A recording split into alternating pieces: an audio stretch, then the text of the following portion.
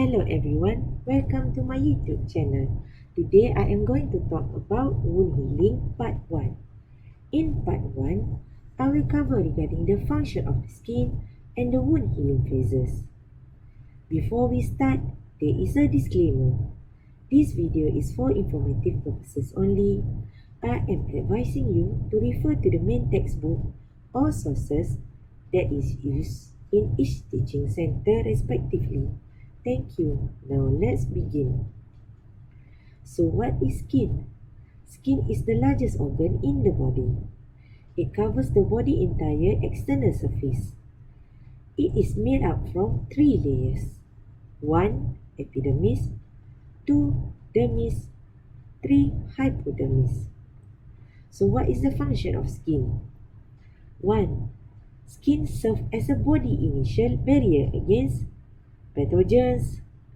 Skin is the first site of immunological defense by the action of Langerhans cells in the epidermis, which are dendritic epidermal T lymphocyte and part of the adaptive immune system. Skin acts as a barrier to water, whereby the epidermal water barrier is established by the cell envelope, a layer of insoluble proteins on the inner surface of the plasma membrane. Skin protects against the UV lights, mechanical or chemical injuries. 2. Skin regulates the body temperature and water loss, whereby it maintains the body hemostasis. 3. For skin endocrine function, it includes the production of vitamin D in the keratinocytes, which are responsible for converting 7-dehydroxycholesterol in the epidermis to vitamin D, with the assistance of UV light from the sun. For more information, you can look for video on calcium metabolism. 4. The exocrine function of the skin are by way of the sweat and sebaceous glands. Number 5. Another important role of the skin is a sensation to touch, heat, cold, and pain by the action of the nociceptors.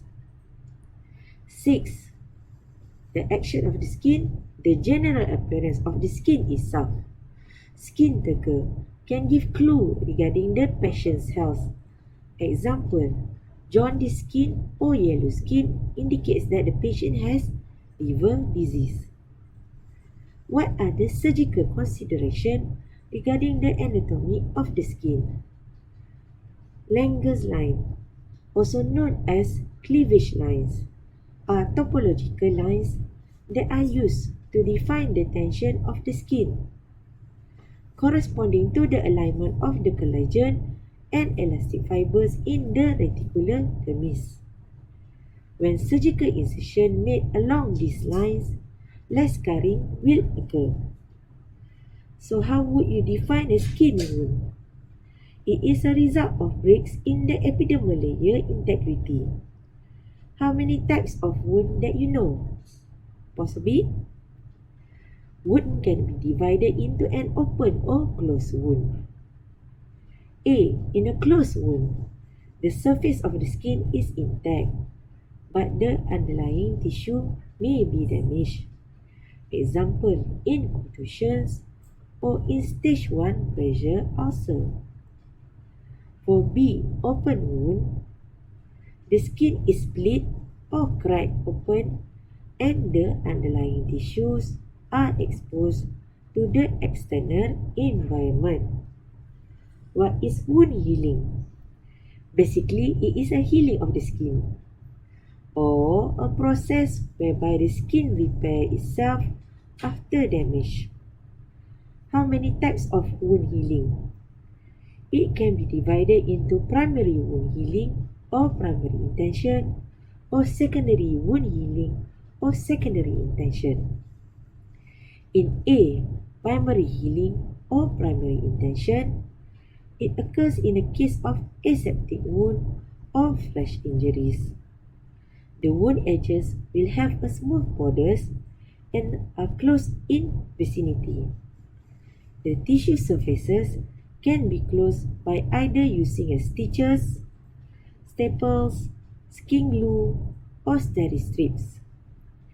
In primary intention wound healing, it creates a very little tissue loss and more faster wound healing. In B, secondary wound healing or healing by secondary intention. It happens when a wound has a great deal of loss of tissue or an extensive wound. This wound cannot be closed by primary wound closure or the edges can't be brought together. Example, in pressure ulcer wound or chronic diabetic wound that require frequent dressing. What are the difference between secondary wound healing versus primary wound healing? The wound healing process for secondary intention is different in 3 ways. 1. It has longer repair and healing time. 2. It often leads to major scarring due to the wound size. 3. Higher chances of infection, especially due to large-scale loss of tissue or there is an ongoing infection. Example, in a diabetic wound. Another additional note regarding a surgical wound healing. Any wound made by a scalpel will heal by primary intention. Surgeon can aid healing by ensuring adequate opposition of the wound edges through the use of surgical glue, sutures, or staples.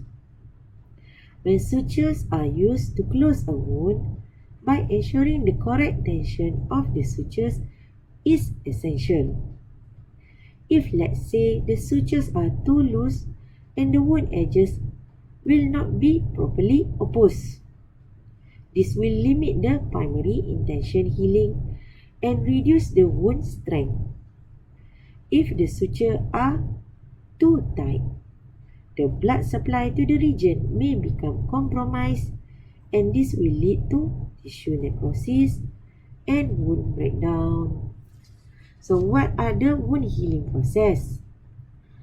Wound healing process is a dynamic process consisting of 4 continuous, overlapping, and precisely programmed phases. The events of each phase must happen in a precise and regulated manner. Interruption or prolongation in the process can lead to delayed wound healing or a non-healing chronic wound. The 4 stages or phases are 1. Hemostasis phase, 2. Inflammatory phase, 3. Proliferative phase, 4. Remodelling phase. For phase 1, hemostasis phase, it is the first stage of wound healing that acts as a mechanism of first response to injury. Immediately after a person sustains a wound, the blood vessels in trauma area constricts to slow the blood loss via vasoconstriction. Platelets are then released at the wound site to coagulate with fibrin to form a fibrin mesh. The aggregation of platelet and fibrin forms a thrombus or blood clots, we call it. It seals the broken blood vessels and reduces the blood loss. And covering a wound with a bandage or gauze can facilitate hemostasis and blood clotting. For number 2, the inflammatory phase. It is the defensive phase of the wound healing process. It usually can last around 4 to 6 days.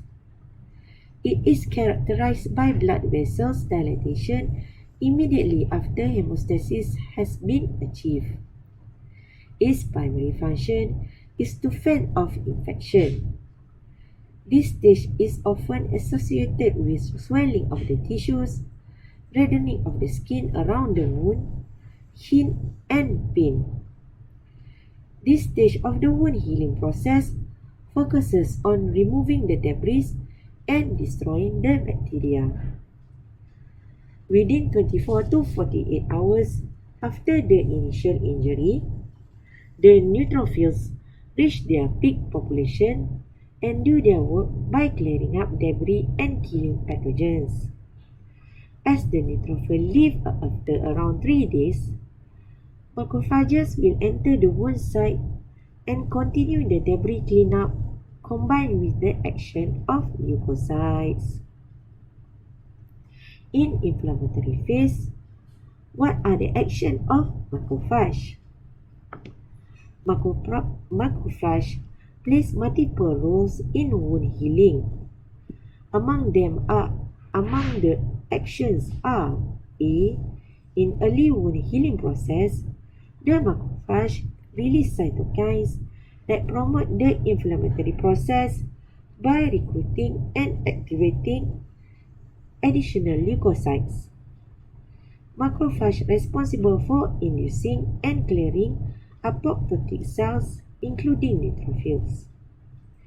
As macrophage clear these apoptotic cells, they undergo transition to reparative state that B. Stimulate keratinocytes.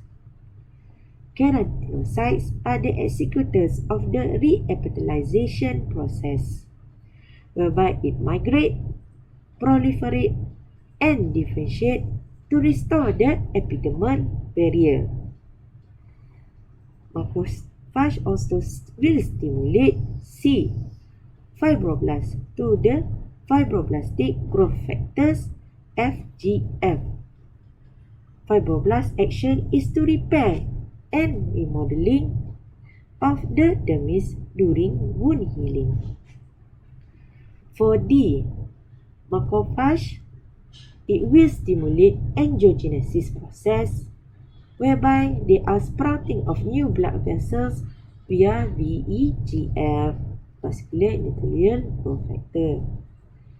In E, macrophages secrete proteins that orchestrate the duplication of smooth muscle cells. It is called smooth muscle because the cells do not have striations. Smooth muscle cause the hair to stand erect in response to cold, temperature, or fear. The third phase, or the proliferative phase, once the wound is clean, the proliferative phase, which lasts around 4 to 24 days, begins with process of filling and covering the wound with new skin. In this phase of wound healing process, it has 3 stages that operate in an overall and ongoing process. A. Filling the wound. B. Contracting the wound margin. C. Growing new skin over the wound or reepithelialization. First, red granulation tissue will fill the wound bed with connective tissue and new blood vessels, again by the VEGF action, allowing for further maturation of the granulation tissue. Next, in contraction, the margins of the wound begin to pull the center of the wound to close it up by the production of collagen by fibroblasts. And finally, epithelial cells come out from the wound bed and margins and will migrate until the whole wound is covered with the new skin or epithelium. In the last phase, or number 4, there is a remodeling or maturation phase. In this phase, the wound bed slowly strengthens and gain flexibility. The collagen fibers will reorganize, remodel, mature, and regain the tensile strength of up to 80% pre-injury. The collagen deposit in normal wound healing reaches a peak in the 3rd week, and maximal tensile strength is usually achieved by the 12th week. Depending on the severity and the type of wound, the remodeling stage can last from 21 days up to 2 years. Okay, that's all for today. We are going to continue part 2 of wound healing in another video. I hope that you have gained some knowledge from this video. Till we meet again, see you and bye.